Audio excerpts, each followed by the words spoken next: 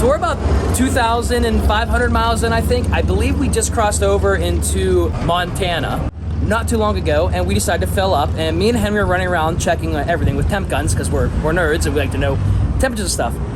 Henry looks down, and my rear wheel cylinder is a waterfall of brake fluid coming out. And it must have just started when we pulled in here because my master cylinder is completely full.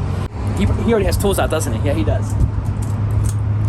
Well, let's try if we can fix this, hopefully, and if not, we're in a town, so it's not the worst case scenario. We could always buy a new wheel cylinder if we have to. Yeah, I mean, it moved, so let's see what that does.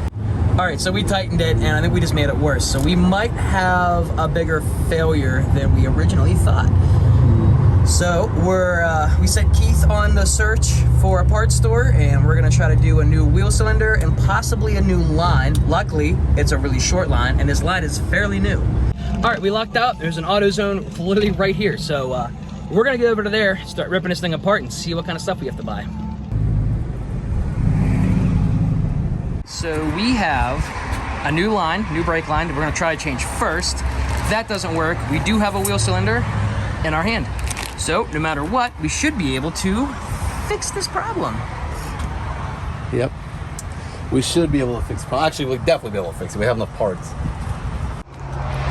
So what we found was the flare is just damaged from coming in and out so many times, changing wheel bearings. So Jesse is now changing the line, and hopefully we can change the line and be done with it. If not, we got to pull apart the whole back wheel, and the brakes on these second-gen Tacomas are a pain to put all back together. We might be able to cheat it, open the shoes up, and shove the wheel cylinder in and put the shoes back, but hopefully we won't have to go that far. So let's go check on Jesse and see how this is going. How is this going, Jesse? Yeah, not too bad. Let's kind of loosen this boy up here. 12, 13, 14. I'll need a thing eventually. Come on, man, make that line look good under there. Oh my gosh, what the heck are you doing? That's terrible. I'll make you a dog. I'm gonna make you a dog. You can make a little balloon dog for me. Make you a balloon dog here. All right. Well, they have such a big line. I only have to go to here. There's nowhere to zig and zag it. I can't, get out. Well, it's my own truck. I don't really care what it looks like. Yeah. Listen, who has to look at this going on a highway? Well, you do. It's not my problem. Yeah, exactly. Wow, hey, look, here's What's that? Oh, I'm not done fixing your mess, dude.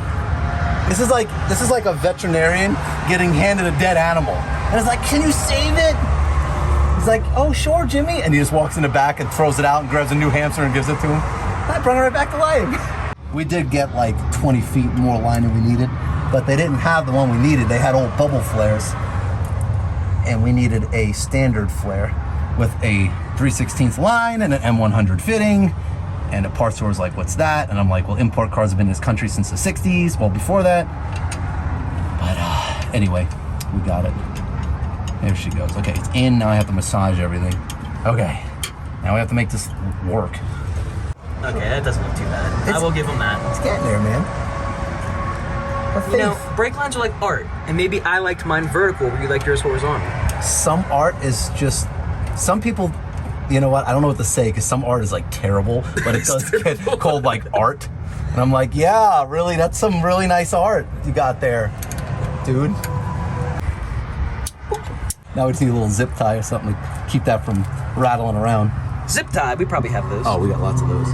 You can never, ever go on a trip without a bag of zip ties. So now we just gotta bleed the brakes, zip tie up that thing, and hopefully we're fixed and good to go. Pump it up. Holding. Well, after extensive bleeding of the brake system, we kept getting air, and turned out our line in the back did not seal because the threads were just too far past saving on the wheel cylinder. So we're gonna take apart the wheel cylinder and put a new wheel cylinder in it, and that should fix it. It's a good thing we found it because we're heading into the Rockies from here, and you sure heck want your brakes to work. So let's make with the fixing. All right, so we were able to change this out really easily. We took the bolts off the back of this. Me and Henry took 2 screwdrivers and we pried the pads away. We had this thing changed in like 2 seconds. It was actually really easy to do. Pretty sure this fixed the problem. Well, we have to because we changed the line and we changed where the line goes into. I don't know. I'm gonna get cleaned up and I guess we'll test it out. All right, dude, what do you got?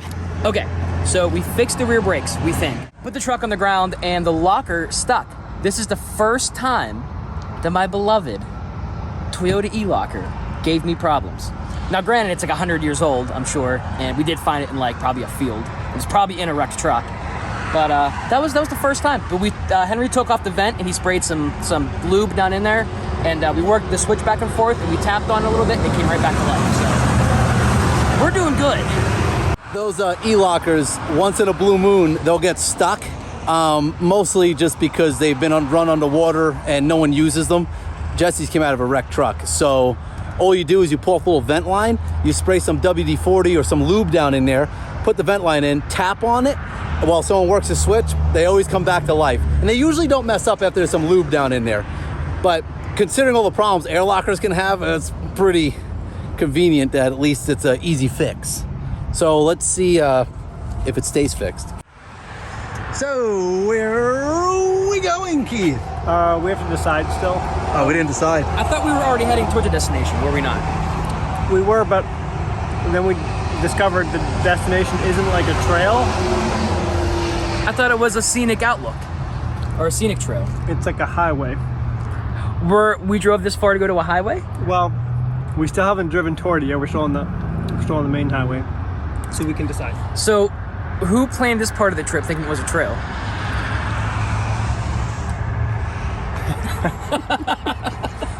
Keith did. So Okay, I thought, really, you did? Yeah, totally him. I know nothing about this trail.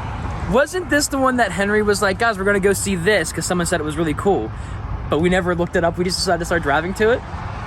Yeah, that's exactly it.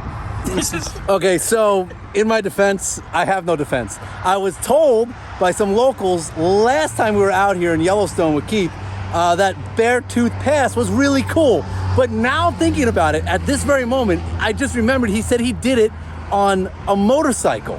And he was an older guy, and I think he had a Goldwing. I am now sure it's a highway that's scenic. It's a scenic highway. It's not exactly dirt. So we've been driving all day to see a scenic highway? Yes, we've been driving all day on a highway. We were driving on a highway? Yes, to see more scenic highway. Because actually the highway's been pretty scenic. It has been, it really has been. We can continue towards the scenic. It does go through the Rockies. That's really cool if you had a camper and a Honda Goldwing. But I think we're looking for a little more like dirt version of that into the mountains. So we may decide to go find a dirt version of that. Stay tuned. So now we're heading to the Yellowstone River to do some camping along the river. We hear there's some awesome camp spots. So that's what we're doing now. And then tomorrow, we're probably gonna head to Glacier National Forest. So stay with us and stay tuned. We'll see what happens.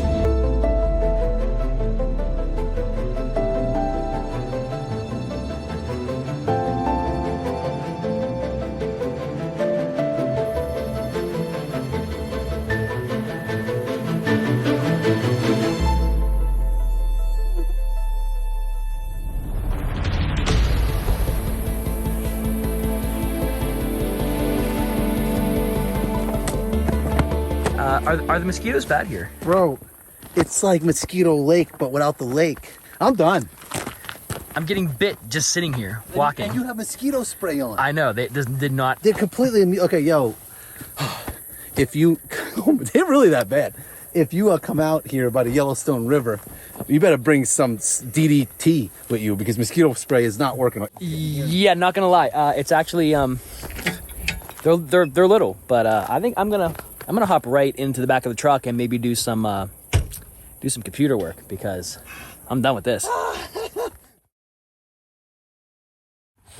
Oh, this is. I can't even put my butt down. Am I doing this wrong? What are you doing? I don't know, but it hurts. You can put your feet up on the surface here, to relieve some of the pressure. Yeah. There. Oh, that just makes my back crack. And you can put your knees up. To get a little This is excruciating. I can't do it. Oh my god, that hurts so bad.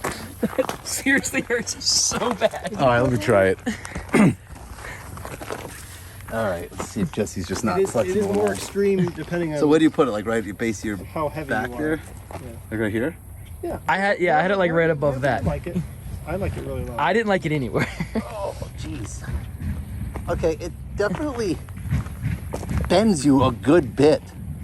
I wouldn't say it was killing me, but it's it's like 2 more inches. I think you probably break your spine.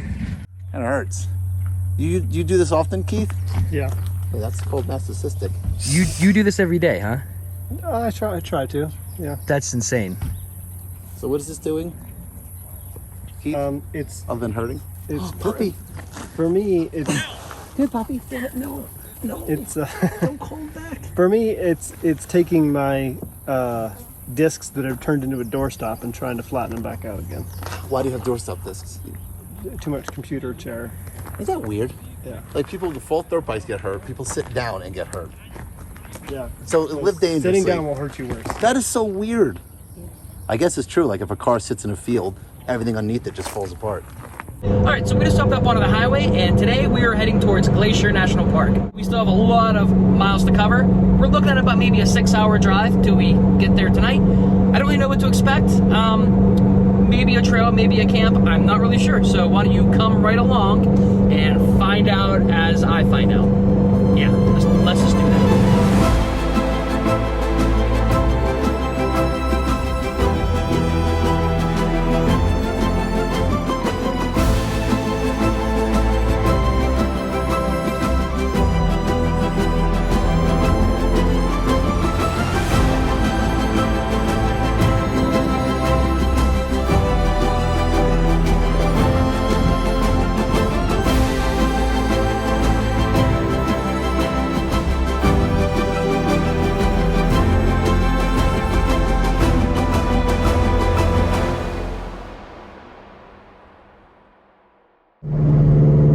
After hours and hours and hours and hours of driving, we finally made it to Glacier National Park. So we're gonna go cruise around and see what we can find here, I guess.